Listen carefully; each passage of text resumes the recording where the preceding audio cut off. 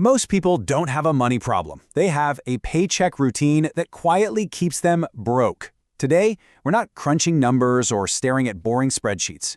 Instead, we're diving straight into human psychology. If you're a young adult trying to build sustainable daily habits, we're going to look at how to literally hack your own behavioral biases to unlock true financial freedom. You know, so many of us constantly beat ourselves up, right? We think we just lack discipline when our wallets are empty at the end of the month. But honestly, that's not it at all. The truth is, you aren't bad at managing money.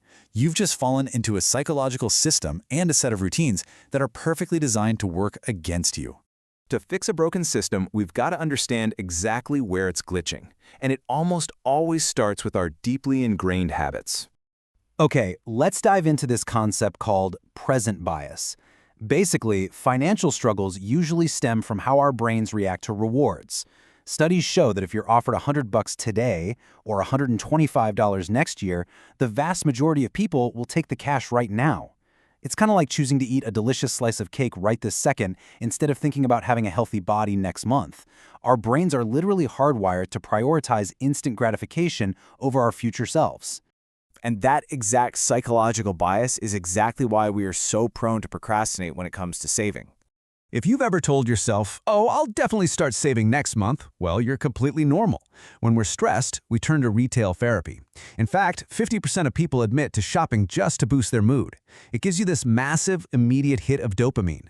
On the flip side, putting money into a savings account brings long-term security, but zero instant thrill. It's this constant battle between a short-term high and long-term peace that keeps us struggling. Speaking of avoiding reality, that brings us to one of the absolute most fascinating behavioral quirks human beings have. Enter the Ostrich Effect. This is our tendency to actively avoid looking at our financial information when we suspect bad news. Ever spent too much on a weekend out and suddenly you're terrified to open your banking app? Yeah. Just like an ostrich burying its head in the sand, we somehow feel that ignoring our shrinking bank balance is much safer than actually facing it. So listen to this. Why would 1 in 3 people literally rather scrub a dirty toilet than check their bank balance? I'm not kidding. It all comes down to the impact effect. Seeing a low balance causes actual immediate psychological pain. It forces you to reset your mental spending limits, which makes you feel guilty and restricted. So your brain just goes, nope, ignorance is bliss. But here is exactly why you need to pull your head out of the sand. Research shows that people who use financial apps to check their daily spending see a 60 to 70% drop in crazy spending spikes around payday. You don't have to overcomplicate things, just build the habit of checking your balance once a day. That frequent awareness acts as a natural brake pedal, completely shutting down those impulsive buys. Now, tracking your balance is great, but protecting it from the social pressures all around you, that's a whole different challenge. Check out this unbelievable truth. Nearly 40% of individuals admit they make purchases just to keep up with their friends. When we try to mirror the spending habits of our social circle, the fancy dinners, the newest phones, we are quietly destroying our own wealth.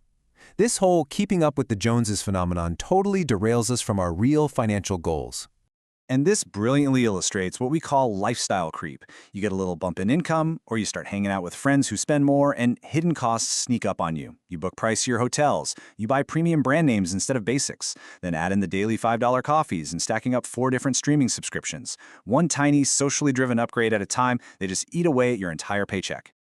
All right, so we've diagnosed the problem. Now let's talk about the prescription. It's time to shift gears and hack our behavior.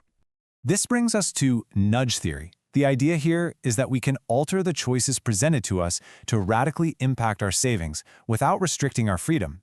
Think about it. If you put fruit at eye level in your fridge instead of junk food, you're going to eat more fruit. Same with money. You can set up nudges, like hiding your shopping apps in a folder or utilizing financial apps to effortlessly track your daily limits so that saving money becomes the absolute easiest path to take. As behavioral economist Brianna Middlewood puts it, automation means you only have to make the decision once. Guys, human willpower is a highly limited resource. If you have to mentally fight yourself every single month to transfer money to savings, you're eventually going to fail. Automating your finances completely removes the emotion and the temptation right out of the equation.